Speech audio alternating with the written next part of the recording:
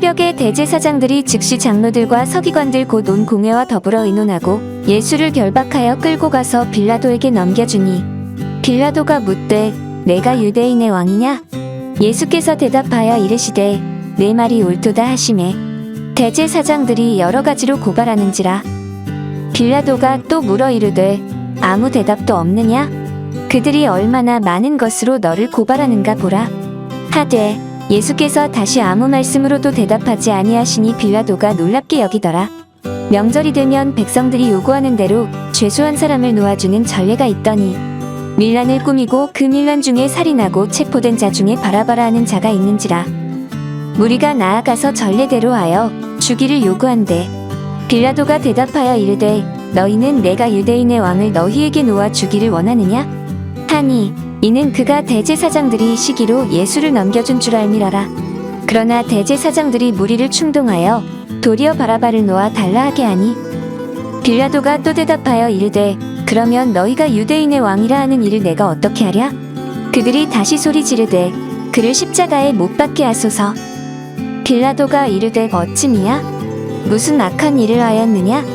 하니 더욱 소리 지르되 십자가에 못 박게 하소서 하는지라. 빌라도가 무리에게 만족을 주고자 하여 바라바는 놓아주고 예수는 채찍질하고 십자가에 못 박히게 넘겨주니라. 대제사장들이 주님을 못 박은 이유라는 제목으로 하나님 말씀 같이 나눠보겠습니다. 왜 대제사장들이 주님을 못 박았을까요? 한번 따라하겠습니다. 예수님을 시기해서. 9절에서 10절입니다. 같이 한번 읽어봅니다. 시작. 빌라도가 대답하여 이르되 너희는 내가 유대인의 왕을 너희에게 놓아주기를 원하느냐 하니 이는 그가 대제사장들이 시기로 예수를 넘겨준 줄 암이러라. 아멘. 우리는 앞서 대제사장들이 예수님을 못 박을 수밖에 없었던 두 가지 이유, 성전과 그리스도라 표현되는 모세의 율법을 폐하는 것을 막기 위해서였다는 것을 알게 되었습니다. 그러나 사실 이것은 명분에 불과합니다. 진짜로 예수님을 잡아 죽이려고 하는 진짜 이유가 여기 드러나고 있습니다. 그것은 바로 뭐라고요? 시기입니다. 시기. 당시 로마 총독 빌라도는 대제사장들이 예수님을 죽이려 하는 것을 이해할 수가 없었습니다. 자신의 이성과 논리로 볼 때 저 예수라고 하는 젊은이는 좀 때려서 놓아줘가 정신 좀 차리게 해야 될 괴짜 정도는 될 수 있을지 몰라도 십자가 형벌이라고 하는 이 무거운 사형을 언도할 만큼이나 그런 엄청난 죄를 범한 그러한 사람은 아니었다는 거예요. 암만 자기가 논리적으로 봐도 이 사람은 그런 사람은 아니라는 거예요. 그런데 이상하게 대제사장들은 저 예수라고 하는 저 젊은이를 어떻게 해서든지 죽이려고 자꾸 하는 거예요. 가만히 보니까 깨달은 거예요. 뭐라고요? 그것은 그들이 예수님을 시기함 이었다. 빌라도는 바로 간파한 것입니다. 이것은 이성적이고 논리적이고 신학적인 문제가 아닙니다. 이것은 감정적인 문제였습니다. 그냥 예수님에 대한 감정이 쌓여 있었던 거예요. 그 감정으로 자꾸만 나쁜 감정이 쌓이다 보니까 그 감정으로 인하여서 이들은 이성이 마비되어지고 그들이 보는 여러 가지 예수님께서 행하시는 여러 가지 하나님의 사람으로 표현되어지는 이적들이 다 보여짐에도 불구하고 그것이 눈에 안 보이는 거예요. 감정에 휩싸이니까 시기함으로 인해서 눈이 가려져 버린 것입니다. 이었고 빌라도는 대제사장들이 예수님을 죽이라는 의도가 무엇인지 이렇게 깨달아서 10절에 말하고 있죠. 10절 같이 한번 읽어봅니다. 시작. 이는 그가 대제사장들이 시기로 예수를 넘겨준 줄 암이라라. 시기라고 하는 이 말, 이것은 헬라어로 푸도노스라고 하는 그러한 단어입니다. 악의, 비난, 질투, 투기 이런 뜻을 갖고 있죠. 근데 이 고대의 고전 문학가들, 철학가들은 이 푸도스라고 하는 이 시기라는 말과 그리고 또 젤로스라고 하는 이 질투라는 말을 각각 분리해서 썼습니다. 우리가 보기에는 질투나 시기나 좀 비슷하게 보이지 않습니까? 그런데 이 고전 문학가들, 아리스토텔레스 같은 이런 사람들은 철저하게 그 두 단어를 분리했습니다. 특별히 아리스토텔레스 같은 경우에서는 질투는 타인이 소유하고 있는 것을 소유하고자 하는 욕망이다 라고 그렇게 정의하는 반면 바로 이 시기, 푸도스, 이것은 다른 사람이 가지고 있는 그것을 내가 소유하고 빼앗아 버리려고 하는 그런 욕망이다 라고 그렇게 표현했습니다. 이걸 조금 쉽게 표현해 드린다면, 질투는 뭐냐? 질투는 다른 사람이 가지고 있는 것을 내가 가지고 싶은 거야. 그게 질투입니다. 그런데 그러면 시기는 뭐냐? 내가 가지고 싶은 그것을 다른 사람이 가지고 있는데 내가 그걸 못 가지겠는 거예요. 그래서 어떻게 하는 겁니까? 내가 못 가질 거 너도 못 가져. 그것을 파괴하고 부숴버리고 없애버리려고 하는 그것이 시기입니다. 이 대제사장들은 어떤 마음이 들었다는 겁니까? 예수님에 대해서 처음에는 질투했어요. 그런데 질투를 하다가 감정이 쌓여서 이제 어떻게 되는 겁니까? 더 이상 예수님을 자기네들이 따라갈 수 없다는 것을 깨달은 거예요. 저 하나님의 풍성을 가지고, 하나님의 말씀과 하나님의 지성을 가지고 하나님의 모든 도덕들을 다 펼치시는 저 예수님, 심지어 하나님의 백성조차도 다 가진 저 예수님, 저 예수라고 하는 저 젊은 선지자를 도무지 따라갈 수가 없다는 것을 깨달은 거예요. 그래서 어떻게 한 겁니까? 내가 가질 수 없다면 부숴버리겠어. 너도 가지지 말고 나도 가지지 말자. 부숴버리고 죽여버리기로 작정한 것입니다.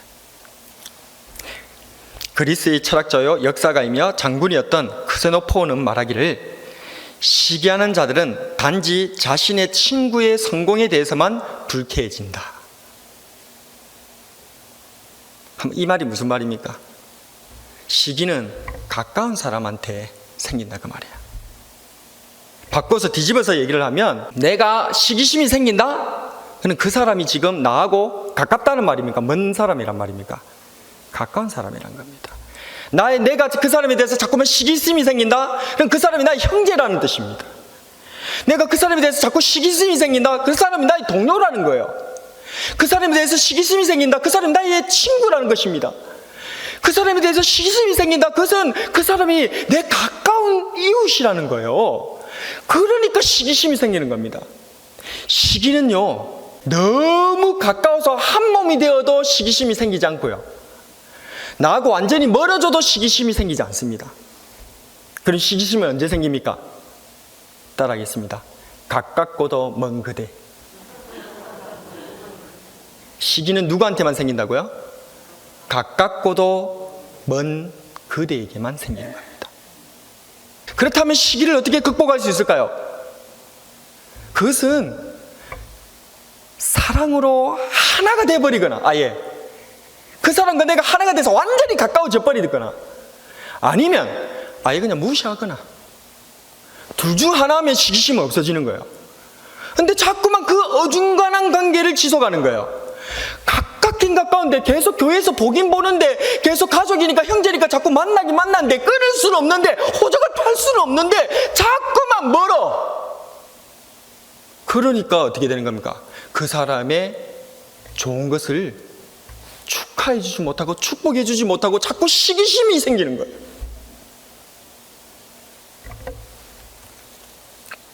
나와 관계없는 사람을 시기하진 않습니다. 나와 가깝지 않은 사람을 시기하진 않습니다. 요셉의 형제들도 요셉을 죽이려다가 미디안 상인에게 팔아버렸던 이유가 바로 이 시기심 때문이었습니다. 창세기 37장 11절에 보면, 그의 형들은 시기하되 그의 아버지는 그 말을 간직해 두었더라. 이게 바로 시기의 정체입니다. 아버지는 요셉을 시기하지 않습니다. 왜요? 요셉을 내 아들, 내 몸, 내 옆구리에서 나온 내 몸이나 다를 바 없게 생각하기 때문에, 한 몸이라 생각하기 때문에 요셉이 잘 되는 게 기분 좋아요. 그런데 형제들은, 같은 형제, 가깝긴 가까워, 그렇지만 멀어요. 그러니까 요셉이 잘 되는 것이 시기가 되는 거예요. 나와 정말 가까운 한 몸이라면 시기하지 않을 것입니다. 반대로 나와 아예 먼 사람이라면 또 시기하지도 않을 것입니다. 시기는 가깝지만 먼 사람에게 생기죠. 나와 가깝기 때문에, 내 형제이기 때문에, 내 동료요, 내 구역이요, 내 전도예요, 내가 자주 만나는 사람이기에 시기하는 마음이 생길 수도 있습니다. 그러나 기억하셔야 됩니다. 예수님을 믿는, 주님 안에서 형제요 자매가 된 우리들에게는 시기심이 없어야 되는 줄로 믿습니다. 내 속에서 시기심이 올라온다면 그것은 지금 내 형제가 잘 되고 있는 거예요. 내 가족이 잘 되고 있는 거예요. 내 친구가 잘 되고 있는 거라니까요. 내 가까운 사람이, 내 동료가 지금 잘 되고 있는 중이에요. 그러니 시기심이 올라올 때 도리어 우리는 축복해야 되는 줄로 믿습니다. 잘 나가는 내 형제가 교만합니까? 그래서 마음에 들지 않습니까? 그래서 축복하고 싶은데 축복이 안 됩니까? 계속 시기심만 들고 그냥 부숴버리고 싶습니까? 깎아내리고 싶습니까? 예수님께서 마태복음 10장 12절 13절에서 말씀하십니다. 또 그 집에 들어가면서 평안하기를 빌라.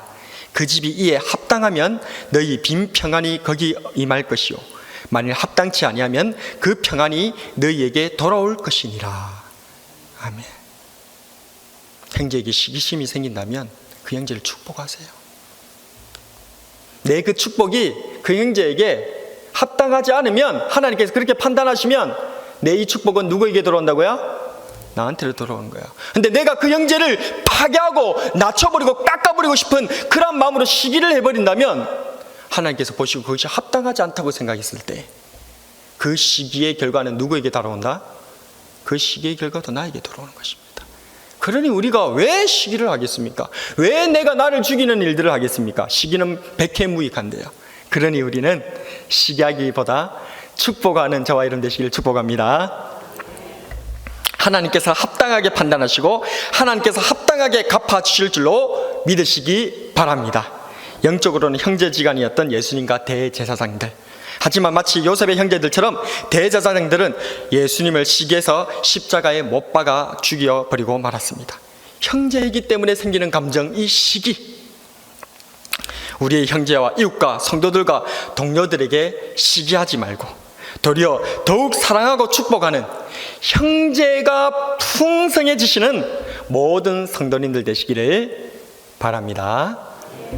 오늘의 한 줄 설교 요약: 가까운 사람을 시기하지 말고 도리어 축복하자.